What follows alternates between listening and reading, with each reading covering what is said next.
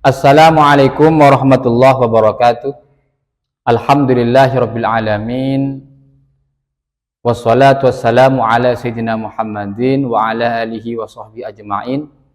Ja'alanallahu wa iyyakum minal a'izin wal faizin. Mohon maaf lahir dan batin. Semoga kita semua masih dipertemukan dengan Ramadan di tahun berikutnya, di tahun yang akan datang dalam keadaan sehat wal afiyah.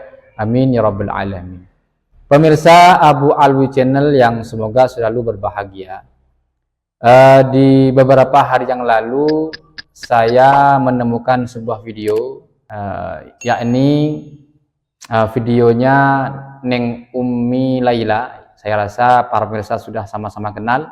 Beliau sedang memberi tausiah atau ceramah di salah satu stasiun televisi, dan beliau menjawab sebuah pertanyaan berkaitan dengan mandi wajib. Berikut ini videonya.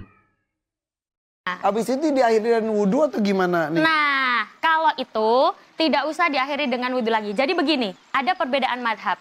Ada begini Bu, ada ketika wudhu, ketika kita berwudhu, setelah itu tidak diselesaikan dengan kakinya. Jadi wudhu saja, kakinya dibilas ketika selesai mandi. Itu perbedaan madhab. Tapi kalau madhab kita Imam Syafi'i, kita sempurnakan wudhunya terlebih dahulu. Setelah itu kita lanjut mandi, setelah itu selesai. Sudah tidak perlu wudhu lagi. Di dalam video tersebut sangat jelas sekali bahwasannya beliau mengatakan kalau mandi wajib itu tidak perlu wudhu. Artinya kalau sudah mandi wajib maka sudah tidak perlu wudhu lagi. Mungkin mau sholat atau membaca Al-Quran maka sudah tidak perlu wudhu lagi. Kenapa? Karena sudah cukup dengan mandinya itu. Nah, keterangan beliau perlu saya lebih jelaskan lagi. Kenapa? Karena jika tidak, saya khawatir sebagian dari kita memahami ketika seorang itu mandi wajib, maka dia itu secara mutlak tidak perlu wudhu lagi. Sebenarnya apa yang disampaikan oleh beliau itu sudah betul. Artinya ketika seorang telah melakukan mandi wajib, maka tidak perlu wudhu lagi. Kenapa? Karena mandi wajib itu secara otomatis sudah ikut serta menghilangkan hadas kecil. Yaitu apa? Itu orang yang tidak memiliki wudhu. Sehingga ketika seorang sudah melaksanakan mandi wajib, maka dua hadas, yaitu hadas besar dan hadas kecil itu secara otomatis sudah tidak ada. Artinya ia masuk kategori suci dari hadas. Dengan catatan.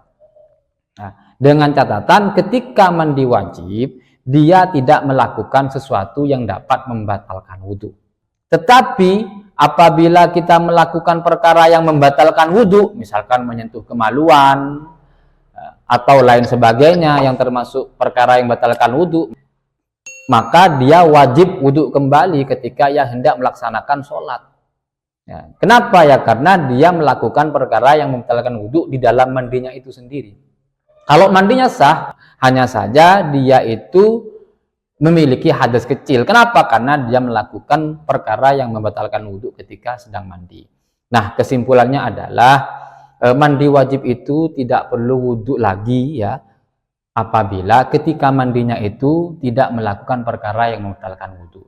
Tetapi ketika ia melakukan perkara yang membatalkan wudhu, maka ketika hendak melaksanakan sholat atau mau menyentuh Al-Quran atau segala ibadah yang mewajibkan wudhu, dia itu harus berwudhu kembali. Demikian, semoga bisa memberi manfaat. Wallahu a'lam bishawab. Wassalamualaikum warahmatullahi wabarakatuh.